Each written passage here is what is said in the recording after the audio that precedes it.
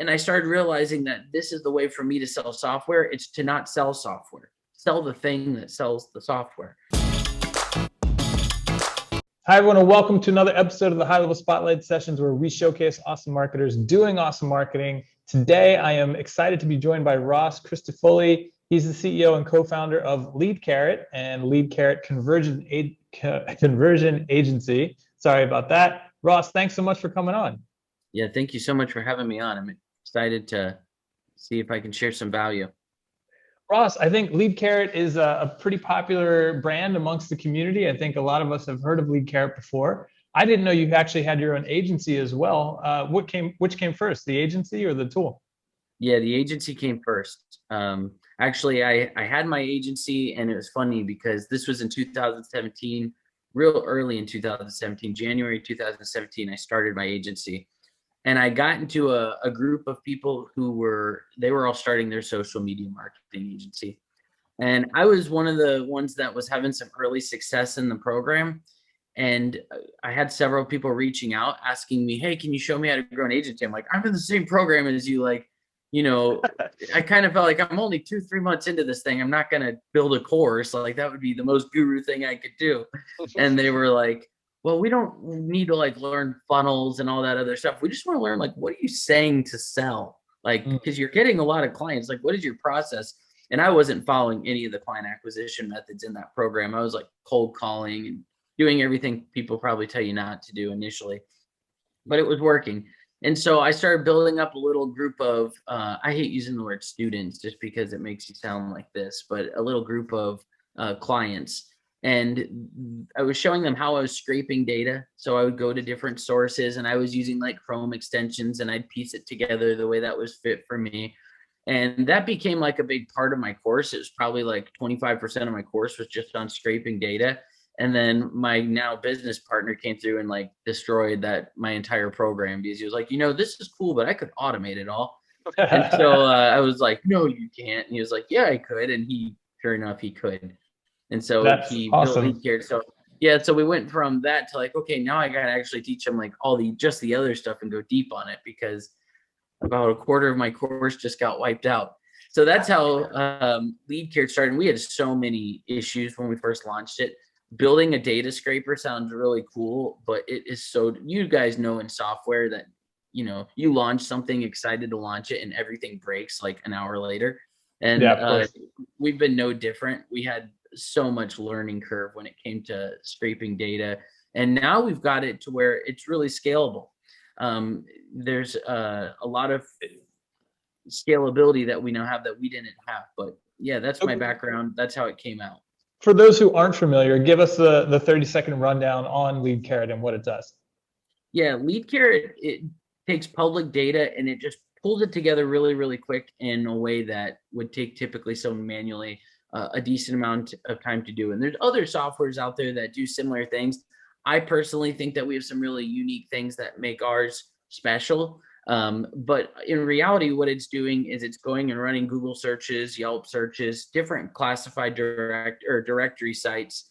And then it grabs as much information from there, and then it goes to each one of those URLs and it starts scraping it for data. So it'll go to the websites, and much like Hunter.io would pull data from a website for you, it does the same kind of thing. It'll go to all the websites, scrapes the data, scrapes the social, tells you what their Yelp reviews are, their Google reviews, the stars, lets you know if there's a pixel installed.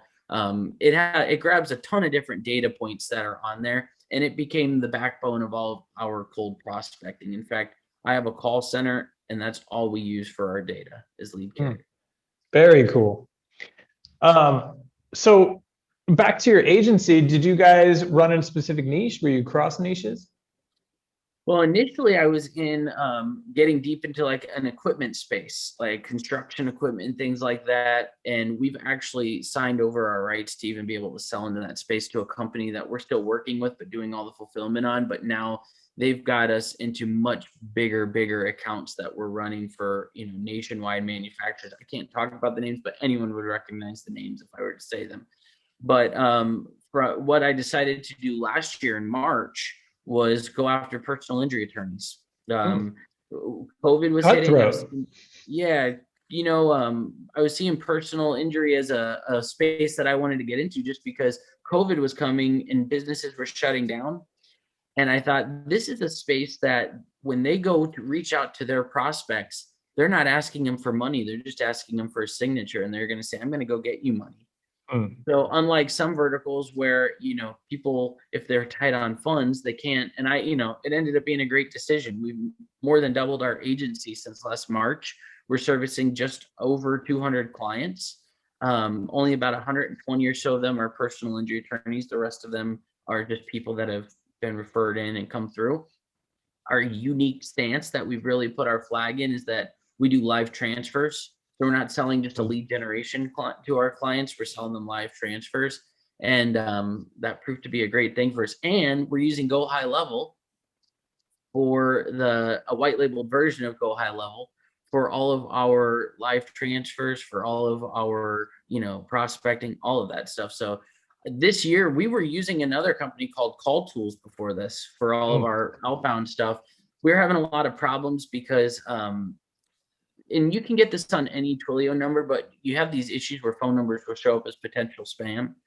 And it's easier for us to do phone reputation verification within the Go HighLevel regularly because that hinders your results quite a bit. So that's why we've really seen LeadCarrot marry with our software. And it's funny because before LeadCarrot was like going to be a CRM with automations, and we were actually launching this as a beta. And when I started using the Go HighLevel for the power dialer and the phone stuff, I was like, I don't know why we're recreating all of this stuff. Like, let's just focus on what we do really well, straight data.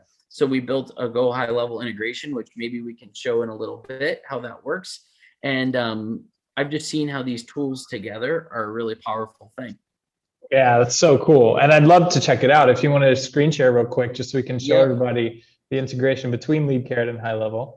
Yeah, and people might not recognize and say, what, that's Go HighLevel most of the time when they see the screen. Now enough people have seen the horizontal menu bar, and I think other people are, I think one of the guys even gave me a shout out who recreated it to give it. He was like, I got to give Ross a shout out for seeing this. And I personally like just comprehend things better from left to right, but that's why we ended up doing that. But anyways, this is without a doubt Go HighLevel, and it's just built in as an put into the iframe.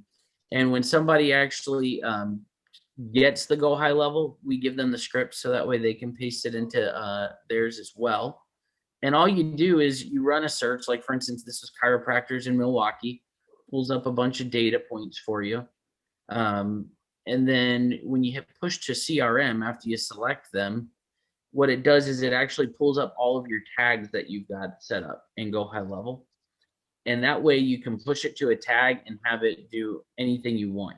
So we were initially thinking maybe doing push to a campaign, but the nice thing about tags is it adds for more flexibility.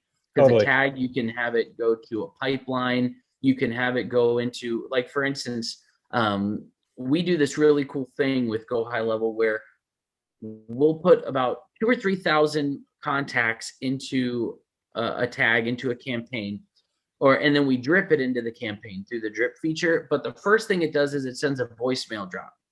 And then when you get all these people calling back, it rings for like 3 to 5 seconds, and then it switches to the voicemail that says, hey, this is Ross. Sorry, I'm actually in a meeting right now, but I'm going to send you a text message with my calendar link, and you can book a time to speak with me. Literally every time I send 500 voicemails out, maybe 25% land, and I get 2 to 3 appointments with business owners. Like, it's just like clockwork, and it's just automated. So once you set that up within the Go HighLevel once, it's done. Like, for the month, like you just set up like automated prospecting for the month. So I personally like this better than like having to go and export list and import it and do all of that craziness. But that's what LeadCarrot does at a high level version. That's very cool. That's fun. We should probably talk about scheduling something else after this, like a course or a rundown of just how to utilize the two of our tools together in tandem, because I know that cold prospecting is something we get a lot of questions about, and it's it's a world of its own. And I think it can really help people when you're getting started.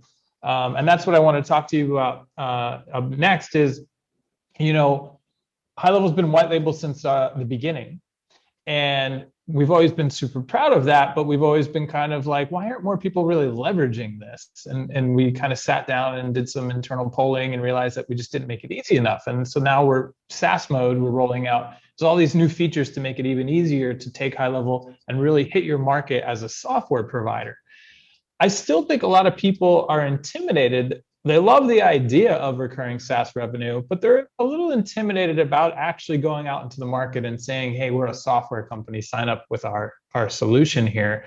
Talk to me about it. It sounds like you've had some great success with selling SaaS. Well, we have, and I actually can know the feeling of what they felt like, because when we initially switched from being standalone with our own CRM to now we're a data company, but we're baked into a white label version of Go HighLevel, there was for a month of this weird feeling in me of just like, am I a hypocrite? Like, am I, I'm pretending I'm this founder but the reality is I'm really proud of what I've done with Lead Carrot. So, it is what it is. And we came around we saw our retention going up. We just saw so many benefits of it that money speaks. And, you're like, okay, I'm going to get over my own ego and I'm just going to do this. So one of the things that I would say to that is that people think that you have to compete at the product level. And that's why you'll see it in the Go HighLevel group. Somebody complaining, look at this guy selling the entire thing for only $30 a month, for only $50 a month. It's like, who gives a crap? Like, that is the worst level to compete at. And if you compete at the product level and at the price level, in a white label, you're going to lose every single time. And the reason I say that is because at the end of the day, the best products in the world, some people have never even heard of. And some of the worst products in the world, there's hundreds of thousands of people using. I don't know how many users I won't say bash any of your competitors on here or anything, but there's funnel softwares out there that are horrible. Like, they're great for the entry level person who's just getting started. But the second you start trying to get all of your follow-ups and your sequences and data, it takes a big crap on you. So you think, why is it that something like that is so popular? Well, it had really good marketing. Now, the cool part for people is Go HighLevel is actually a great product. And looking at the roadmap, you can see that it's only going to get better. So if you couple that with really great marketing, you're going to have a really great system. Marketing can get you a lot of users on the front end, but you will lose them if the software doesn't work. So I learned this funny thing about software, because I didn't start off thinking of myself as like a founder. You listen to SaaS podcasts and SaaSter channels and Dan Martell stuff, and you listen to all these different people. And I didn't think of myself initially as a founder, because I was this agency owner who also had this software. But something switched in me last year where I actually started viewing myself as a founder. And what it was is we were getting a lot of users. And I realized, like, wow, I'm building this software up and there's other softwares that do similar things. Why is it that people are signing up on this? And I would notice that every time I would do a webinar for my course on agency sales, about maybe if I did a live, maybe 10 to 20% of the people on the live would end up going and buying it. But there would be about like 20 to 30% of the people who couldn't afford it, who they're like, I'm going to circumvent this. I'm going to figure it out anyways. And the first thing they would go do is buy my software. And I realized that it was because in the webinar, I was showing pictures of my software. It was unintentional. It wasn't even like I meant to do that.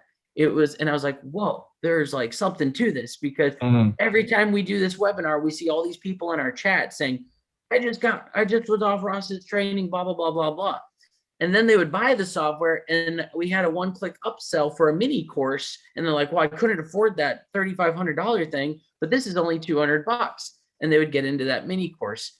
And I started realizing that this is the way for me to sell software. It's to not sell software, sell the thing that sells the software. So I was selling the webinar. The webinar would get them hooked. They would just see that as a part of my normal process. And then they're like, I need to have this. This is something that I got to do. Can I ask you a question there? Yeah.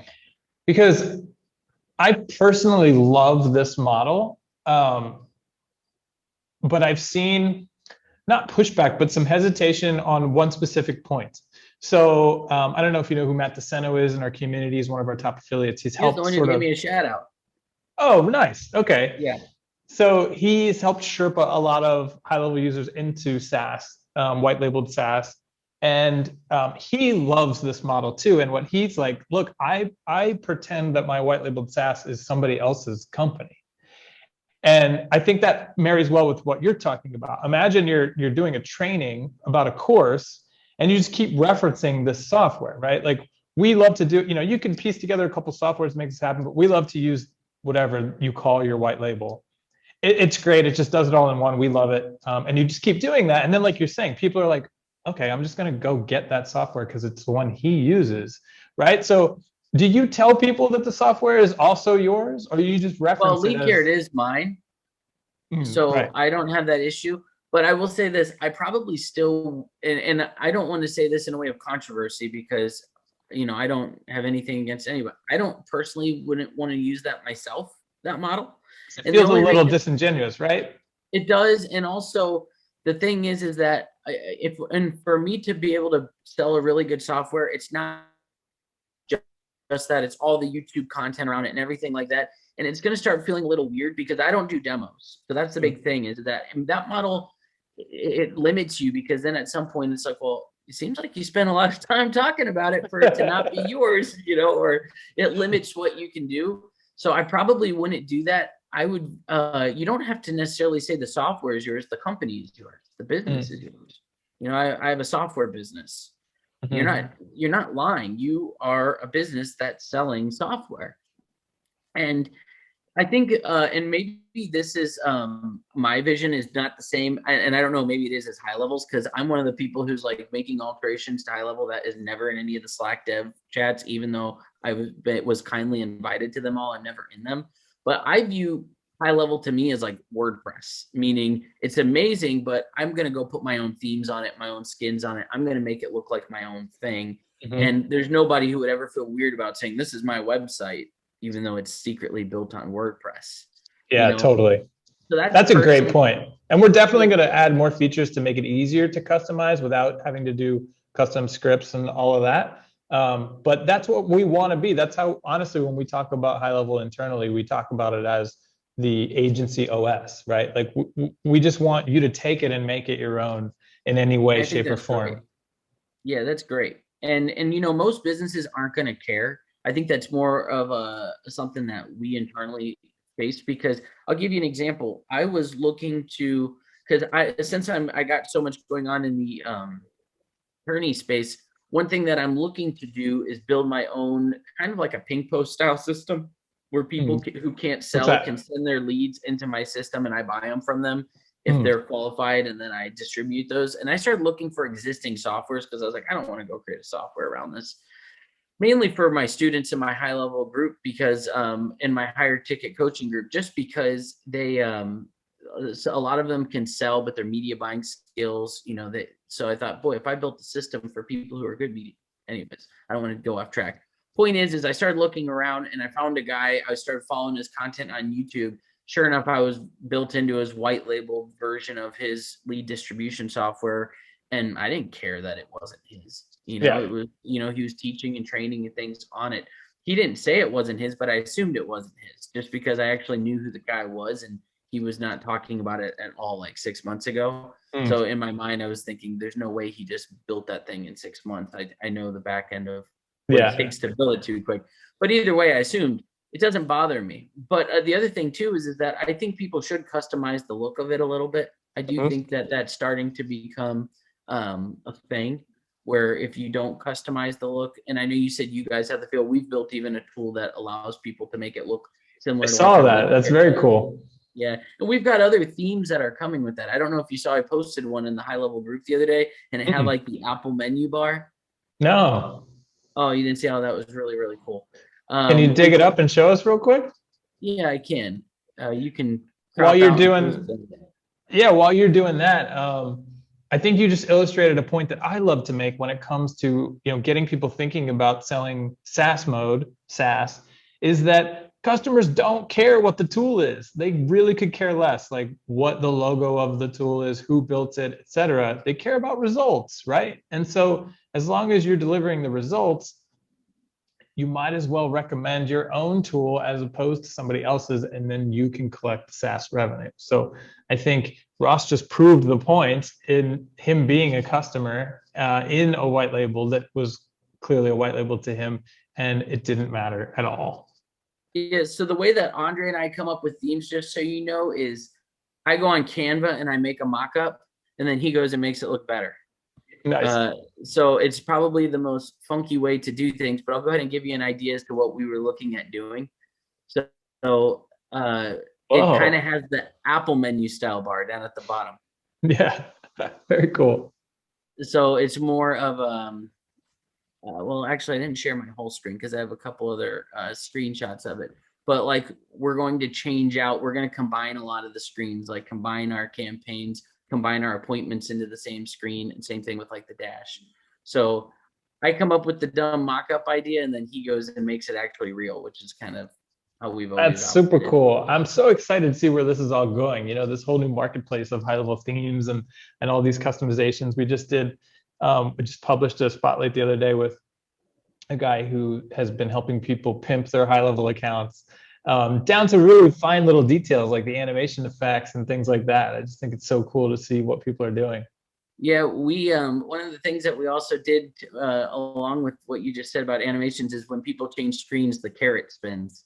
Nice. Yeah, little touches like that. Yeah, just little fun things. That's very Yeah, but cool. going back to your point real quick though, just about like people being concerned about sell. I also see in the HighLevel group, people think that you have to sell a service to sell a SaaS to make it stand out. Like, well, if I'm going to sell software, I got to sell Facebook ads with it, or I got to sell Google ads with it, or any. It's just a misconception. People don't need to do that. All they have to do is sell something like a great digital product on the front end. People will run and go get it. People are in our world are starting to understand the name Go High Level, but if you've got your own custom look on things and you're selling your expertise, people are typically going to go use what you use. Absolutely. And I think I like to say this a lot, and you let me know if you agree. I love the model of the analogy of being a general contractor, right? Sell the software, gain their trust, and then let them know, hey, if you ever interested in SEO or ads or whatever, I've got a great network of professionals. I can bring people in and out as you need. Just stay the guy that they trust, that they pay you for software. Because talk to us real quick about SaaS revenue. I mean, SaaS revenue versus services revenue. Yeah, well, our agency is with having over 200 clients paying a minimum of $5,000 a month. You can do the math, is bigger than our SaaS revenue. But our SaaS revenue went to about 75,000 a month in the last. So if you look at last year to this year, so last year in January and February, we were doing about 15,000 a month in SaaS revenue. This year, that jumped to $75,000 a month in SaaS revenue. So it's gone up significantly. Not a seven-figure software yet, but at the same time, it's really, really passive. I mean, other than marketing, I'm fairly hands-off. I have two support people, so I don't have to do the support. Andre handles the dev work, and all I have to do is keep creating content that sells it. And, you know, YouTube is a huge thing to leverage. We get a lot of, even, I don't even have a huge YouTube channel. I have 3,010 people on my YouTube channel. We put out a video about how to do something. And I guess I should mention this, always don't go through features. You know, I never go through showing features. I always show them how to accomplish something, like how to set up a cold email drip campaign, how to get new website clients, how to do different things. And that sells it in itself, because eventually people see all the features just through applications. Because one thing I have noticed is that people who sign up, they get excited. They see all the tools for themselves. Very first thing they do is they go live on their Facebook and they're like, guys, let me show you this great new software. And they start feature dumping. People are like, you know, what? No, they just are overwhelmed by it. To where I like taking just one thing and slowly teaching them one thing at a time. Like, hey guys, let me show you how to increase your webinar conversions. And that's one thing you can actually do with HighLevel. You know, there's a lot of different things that you can do with a pipeline view and the text messaging. We used to have where if people watched 30 minutes of the webinar and they did not sign up for the webinar, they'd get a text message right away. You know, through Zapier, you can do these things. Hey, you know, I noticed you were on the training, just wanted to see what you thought. Start conversations, kill objections. So there's a lot of things you can teach people how to do. and then they see the need for your software. That I makes a think lot of sense.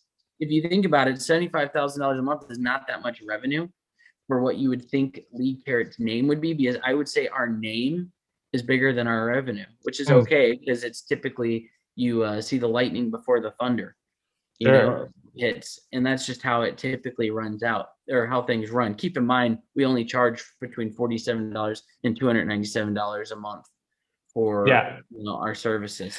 But still, $75,000 a month in SaaS revenue, and as we know, the churn rate on SaaS is pretty low. I mean, I don't think anybody's going to turn that down. That's a fantastic business. Yeah, absolutely. And we have a good handful too of lifetime users, but one of the things that I found is that people will also buy your mini products that you launch throughout the month who are your SaaS users. So if you were to go back and look at my marketing, almost every single month I launch a mini course of like $297. And you see a huge group of people who will go buy it. I'm teaching them something new, and then eventually that becomes a full program. In fact, if people are wanting to get into selling digital products, but they're scared to go build an entire program to be able to sell their SaaS, that's one way to do it. Chunk it out in modules at a time, and then eventually it becomes a full program. Let me ask you another question. Do you sell done for you services for the use cases of your SaaS? You mean to agency owners or to like the end users? Because to the end users. So a scenario I can see people being concerned about is, okay, well, I'm going to take HighLevel, I'm going to sell it as my own SaaS. And now, people are fumbling around because they can't figure out how to run a newsletter. Maybe I should just offer that as a service that they can pay us to do for them, as opposed to, no, let's just focus on making our help library better so that we don't ever get involved. Well, my clients that are in my agency who are using the platform, they are typically not seeing all of the features because we typically will simplify them down to just the features we need them to see. And part of that's because we're so focused in our agency on having a core offer of live transfer, lead gen with live transfer, that I don't want to get into personally this whole thing where it's like, now I'm also doing the reputation, all these different things. So those are not really, those users are, I don't even count those in as my subscribers when I get, even though I should, I don't even count them in on that, simply because we have such a focused core service. But when it comes to, overwhelm with those features, I would probably say that you could hold back certain features that you don't want to overwhelm them with, if that's the case. Small businesses are probably more concerned with that, than like a more of an enterprise kind of business, just because usually you have one person wanting to do all these different things. So I guess it really comes down to who is your focal customer and who you're going after, because in our offer, we don't include any of those things. In our offer, we don't even include the data scraper to attorneys because they have no need for it. But I'm kind of in a unique positioning just because I have agency clients and then I have client clients. Yeah. And I mean, it's certainly not apples to oranges or apples to apples, but out of curiosity, do you ever get Lead Carrot customers who are like, can we just pay you guys to do this? Can you just send us the leads? Like, we don't want to have to figure out the tool. Not really. No, because they bought my course. Gotcha. They bought my course. Sense. I don't really have that issue because the course they're buying is typically them learning how to do the thing that I'm teaching them to do. We do have a done for you call center system, but that has really nothing to do with the software. I think part of that is because I'm very cautious about my time, and everything the way I build it is I'm so scared. Like, if I launch this, what happens after the sale? And if it sucks up my time, I'm not going to launch it. So that's why I think about, like onboarding. If you were to just become a user that goes onto our software and you're trying to figure things out, even though we have a good help desk, you probably are more likely to do a little fumbling around than the user who signed up because they bought my course, because my course is walking them through, in a sequenced way. Otherwise they have to go into the help desk and, figure out, their onboarding structure of it. So I don't know, that probably doesn't answer your question, but I don't think I'm in the same boat as most people, because I refuse to do those things. Like, I'm sure you could upsell your services, but I'd rather upsell it in course personally. That Um, makes a lot of sense. And I think this is great advice for people watching, thinking about, all right, how am I going to approach the SaaS model? Start with the courses around the end goals. Like you said, don't stop thinking about features. Start thinking about outcomes, right? Hey, what do you want to see happening here? You want to activate old customers? Well, a monthly newsletter does that very well. Here's a course on how to run a monthly newsletter, and it uses this aspect. You learn the features by doing the executing the course. I think that's really smart. Yeah, but I also think like too that the kind of customer is going to change that, So I don't want to say Mhm. my advice is one size fits all because we don't ever talk about newsletters in any of my stuff. Like, Sure, sure. but some people might, that's what their Mhm. program is or that's what they're selling. So it's probably what you sold in the upfront end result makes the biggest difference. Like, why were they on your video, your webinar in the first place? What was the thing you Mhm. promised? That probably is more important. Like I could see somebody saying, hey Ross, because we get this for because we'll white label ads and stuff for people, mainly YouTube ads because I'm banned from Facebook. But A as story are for so another many. day. But yeah, we'll save that for another event. But we do have people say, hey Ross, I just landed, a client, an attorney, can you run his ads and drip them into my account? So to that effect, yes, we will have people say that, but I have systems built around that. Mhm. I'll say no to anything I don't have operations and systems built around because I learned that in the beginning I was just taking deals to make money. And then when I started realizing, like, God, this sucks up a lot of time. Like, I don't even do any website design. I don't do any of that. Somebody wants it done, I'll farm it out to somebody because it's Yeah. and be No, I think it's a protected. great point, and I think a better example would be like, let's say, doing a course on automating lead generation to appointments on a calendar, right? And you're just showing how HighLevel your version of it does that. You're teaching them, and then you're like, oh, and if you sign up, like this is already going to be built out. You just need to go put the finishing touches on it because we have snapshots, right? Like the snapshot's already there, the campaign's already built. Just go in and tweak it. So you teach that in your course, and then that just Yeah. leads naturally into the software. Yeah. And I'll say one other thing to what you just said there. I believe personally, and this is just a personal belief, that in a course, it shouldn't be a course that's teaching people the basics of how to use the software because that should be free. Mhm. I think that the stuff that's valuable in a course is the application of how to use those things. So I don't just go through teaching automations. I teach them how to use automations with my follow-ups and my sequences and the things Mhm. that are unique to me.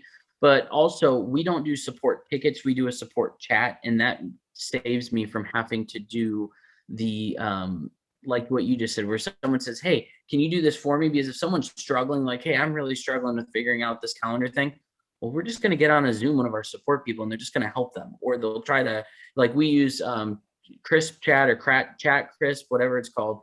And you can click the magic browse button and you can see their screen, like what they're doing wrong. And you can be Mhm. typing to them and be like, hey, you're clicking on the wrong thing. You have to do this. And they're like, oh, okay. And we can help them. So I think that I personally would rather have beefed up support and just really good tutorials rather than offer that done for you style service because once again, my goal is the freedom and the time of this. My wife and I, we just bought a fifth wheel. We're going full time RV. We're actually selling everything we own for the next year and a half to 2 years. We're going to be in an RV just seeing things. No So, way. yeah. So, with that in mind, it's like I'm really concerned about not offering things that are not Yeah. within my scope. That's very cool. How would you have you figured out the internet situation? You can use one of those like Skyrim devices I or just something. ordered a Starlink, but I don't know when I'll get it. Mm. I have heard people can have issues changing their address around, but we switched over to Verizon and we'll just have to make sure that we have hotspot wherever we're at. But I hate the internet. So it's okay. I mean, as long as I have cell phone reception, I can call someone and say, hey, how's this going? Very cool. Well, Ross, thanks so much for coming on to chat. Yeah, I appreciate you having me here. Where do people head? Just leadcarrot.com if they're interested in the lead carrot. No, what I would probably do, because if somebody wants to get the scraper and they already have a Go High Level account, don't go to leadcarrot.io and sign up because your emails will conflict unless you're using a different email. But if you go to gohighlevelscraper.com, we've set up a specific funnel for people who are on Go High Level who would like to use the scraper. Perfect. All right. Go HighLevelScraper.com. Ross, thanks again. This is great. Yeah, hey, thank you. Thanks everyone for watching. We'll see you in the next episode.